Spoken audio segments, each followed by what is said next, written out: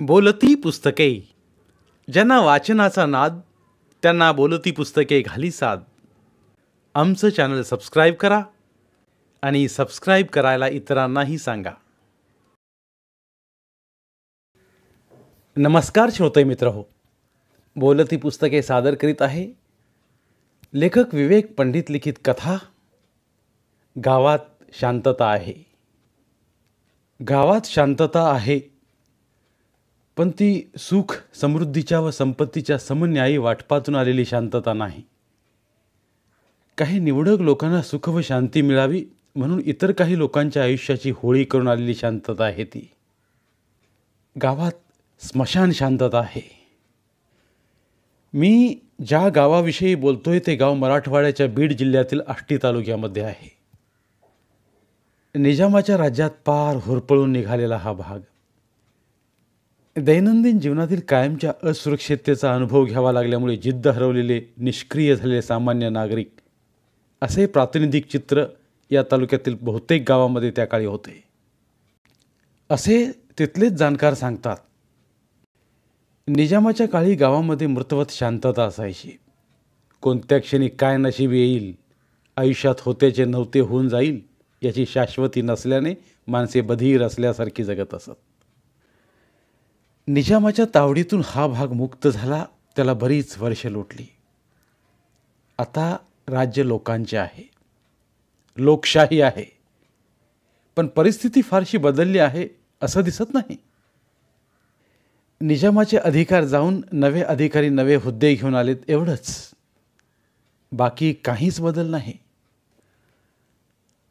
आष्टी या तालुक्याच्या गावापासून 5-6 किलोमीटर अंतरावर असलेल्या गावात आम्ही मानवी हक्क अभियानचे कार्यकर्ते आलो होतो. ते ठरल्याप्रमाणे आष्टीला गोरख का आला नाही ते बघायला. त्याच्या गावात जाऊन त्याला भेटल्याशिवाय वस्तुस्थिती कळणार नाही म्हणून. गोरख हा BA झालेला तरुण, जातीने महार. उस्मानाबादला माझ्याकडे तो आला होता. स्वतःच्या हस्ताक्षरातला अर्ज देऊन गेला होता. राज्यशास्त्र, इतिहास आणि समाजशास्त्र हे विषय घेऊन मी BA झालोय. माझे बाबा महारकी करत असल्याने गावातील सर्व लोक मलासुद्धा महारकीची कामं करण्यासाठी जबरदस्ती करतात. मी मेलेले ढोर ओढतो, मी सरपण फोडतो. गावाचं कोणी माणूस मेला तर सांगावा द्यायला मी जातो. अशावेळी महार आला म्हणून भाकरी दिली जाते. मी वाईट बातमी दिलेली असते म्हणून त्या भाकरीवर लोक थुंकतात. अशी थुंकलेली भाकरी मला खावी लागते. असा सगळा मजकूर अर्जात असतो. आष्टीला तो आम्हाला भेटायला येणार होता, पण आला नाही. काय झाले असावे हा प्रश्न मनात घेऊन आम्ही त्याच्या गावी आलो होतो. गावात शिरताना एक विहीर दिसते. विहिरीवर एक बाई बाजूला उभी असते, जवळच घागर. एक मुलगा पाणी काढून वाढत असतो. बाई चर्मकार समाजातली आहे, मुलगा मराठा आहे. वाल्मिक माहिती पुरवतो. गावात चर्मकारांची 4-2 कुटुंब, एक घर मातंगाचे आणि 5-6 घरे नवबौद्ध न झालेल्या महार जातीची. या सनातनी गावात आपल्या हाताने पाणी काढण्याचा अधिकार अजूनही खालच्या जातींना नाही. वेशीवर एक मारुतीचे देऊळ, तसे ते प्रत्येक गावाच्या वेशीवर असतेच. देऊळ म्हणजे 3 भिंती व वर पत्रे, माथ्यावर फडफडणारा भगवा झेंडा आणि आत शेंदूर लावलेली मारुतीची दगडी मूर्ती. माझ्या हातातला कॅमेरा बघून आजूबाजूला मुले जमतात. काय रे, तुम्ही जाता का देवळात? मी मुलांना प्रश्न विचारला. आम्ही जात नाही, बऱ्याच जणांचे उत्तर आले. का जात नाही? उत्तर नाही. जातो म्हणणारी काही मुलेही त्यात असतात. मुले सगळी एकाच रंगरूपाची, नाकातला शेंबुडी तसा सारखाच. पेहरावातही फारसा फरक नाही, एकत्र खेळणारे. त्यांच्यातलाच एक चुणचुणीत मुलगा उत्तर देतो. ते कसे जातील? ते तर महाराजचे आहेत. देवळात महाराची मुलं गेली तर बाट लागतो, हे या मुलांना सांगितलं गेलं आहे. तुमची काय हरकत आहे हे आत गेले तर? मी विचारतो. आमची काही हरकत नाही, पण मोठे आहेत ना, ते कसे जाऊ देतील? हा त्यांच्या समोरचा प्रश्न. जन्माला येणारी प्रत्येक पिढी जातीचे विष घेऊनच वाढते आहे. अस्पृश्यतेचे धडे गावोगावी दिले जात आहेत, पाणवट्याच्या मंदिर प्रवेशाच्या रूपाने. गोरखचे घर येते. गोरख घरीच असतो. आम्हाला बघून मान खाली घालतो. गोरख, तू का आला नाहीस? उत्तर येत नाही. गोरख, तू म्हारकी करीत होतास? नाही, लहानपणीच सोडली. माझं वाक्य पूर्ण येण्याआधीच गोरखचे उत्तर येते. काय झालं आहे हे कळायला वेळ लागत नाही. म्हारकी करावी लागते असे पंधरवड्यातून लिहून देणारा गोरख गावात गेल्यावर मात्र म्हारकी लहानपणीच सोडली आहे असं सांगतो आहे. गोरख, तू खोटं बोलतो आहेस. मी म्हटलं. आता गोरखची आई ऊर बडवून रडू लागली. म्हणाली, आमचं आणि गावकऱ्यांचं काही वावडं नाही. गाववाले फार चांगले आहेत. आम्ही कामं खुशीनं करतो. गोरखही खुशीनंच कामं करत होता. गोरखही तेच सांगत होता. मी गोरखच्या बहिणीला बोलावलं. गोरख खाली मान घालून बसलेला आहे. BA झालेला हा तरुण मी सतरंजीवर बसलो होतो म्हणून स्वतः जमिनीवर बसला आहे.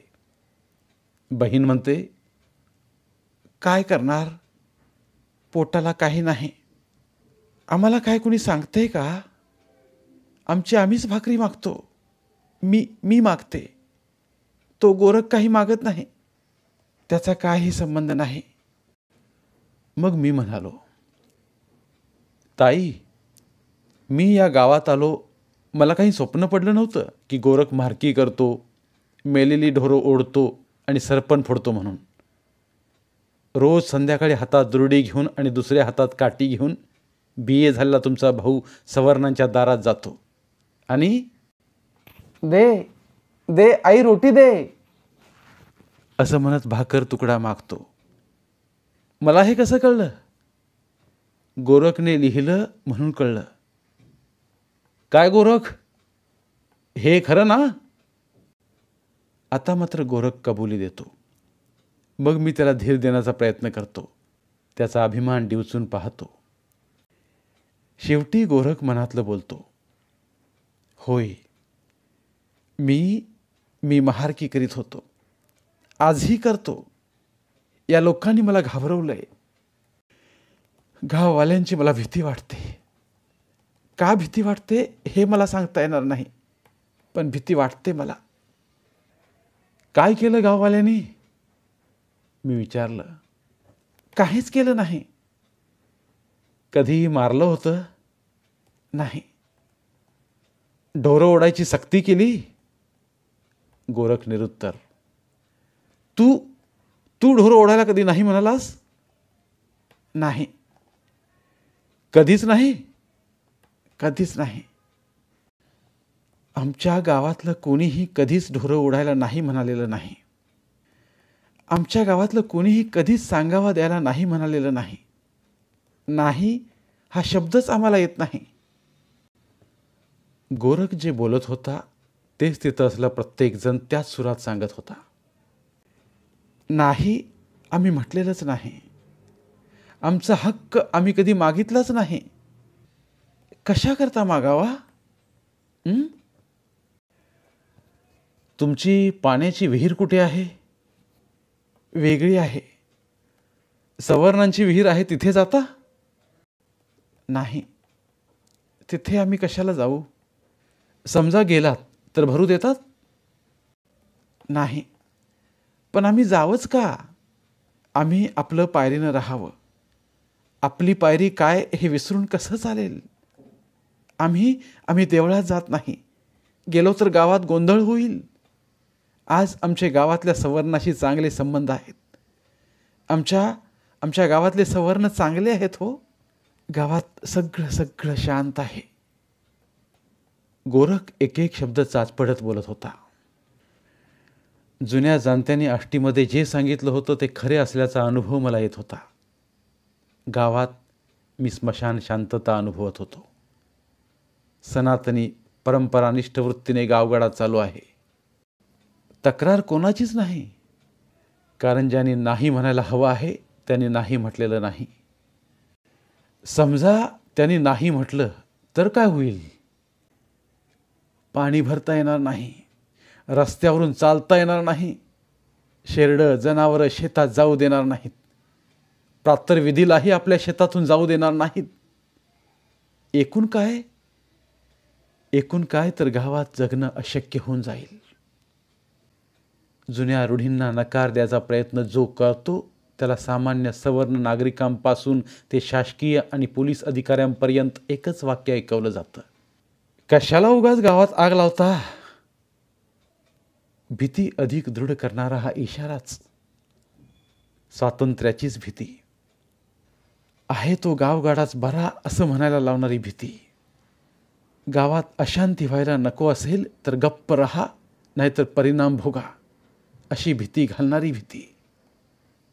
शांततेत अन्याय आहे, गुलामी आहे. माणसाला माणूस न म्हणणारी शांतता नाकारायला डॉक्टर बाबासाहेब आंबेडकरांनी सांगितलं आहे. हे माहीत असूनही BA झालेला गोरख गावगाड्याच्या दहशतीसमोर नमते घेत आहे. BA झालेल्या तरुणाला मातंग की महारकी करावी लागते याची गावाला लाज नाही. सरपंचांना परवा नाही, पुढाऱ्यांना फिकीर नाही, पाटलांना शरम नाही, कारण गावात शांतता आहे. अशी शांती हवी की अशांती? हळूहळू का होईनात काही जण म्हणायला लागले आहेत, आता शांती नको, शांती नको. बहिष्कारच पडणार असेल तर पडू देत, मारणार असतील तर मारू देत, हल्ला होणार असेल तर होऊ देत, पण आता आपण नाही म्हणायला शिकलं पाहिजे. हो, नाही म्हणायला शिकलं पाहिजे. हे जर आपण केलं नाही तर ही जी शांतता आहे ती कधीतरी आपल्याला गिळून टाकेल आपल्याला. धन्यवाद. पुन्हा भेटूया एका नवीन कथेसोबत. मराठीतील प्रतिभावंत लेखकांचं साहित्य, कथा, कादंबऱ्या ऐकण्यासाठी आमचं बोलती पुस्तके हे चॅनल सबस्क्राईब करा आणि मराठी साहित्याचा प्रसार करण्यासाठी प्रत्येक मराठी माणसाला सबस्क्राईब करण्यासाठी आवाहन करा आणि बोलती पुस्तके या साहित्य चळवळीत सहभागी व्हा. आपले पुन्हा एकदा धन्यवाद.